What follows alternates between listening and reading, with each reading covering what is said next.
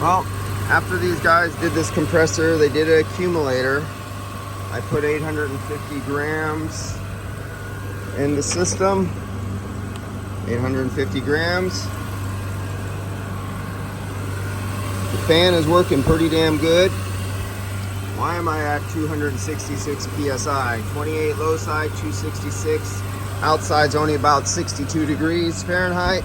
I don't know what the hell they did to the system or what they didn't do, but I'm gonna pull the refrigerant out of here and tell them to pull the orifice tube out. Like I mentioned in the thing earlier, is this like the second compressor they put on here? Are they not telling me something? What do I got for a discharge? Where's my liquid? Oh shit. Liquid line temperature.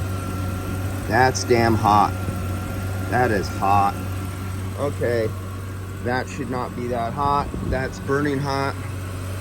So we have some level of stupidity that's gone on here, because a system always works perfectly every time if everything is done perfectly every time. There is no other outcome. Only when human error is involved, and humans really know how to fuck things up. All right, guys, I'll see you later. Let's find out a little more, but I have a full load day, so I gotta abandon these guys. I'll recover the refrigerant and say, take that apart for me, show me what's inside. And yeah, this is screwed to pooch, dude. This is why I don't like dealing with guys like that. There need to be signs up in front of certain businesses.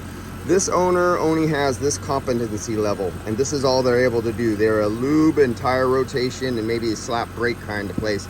Pre-1990 cars or something like that.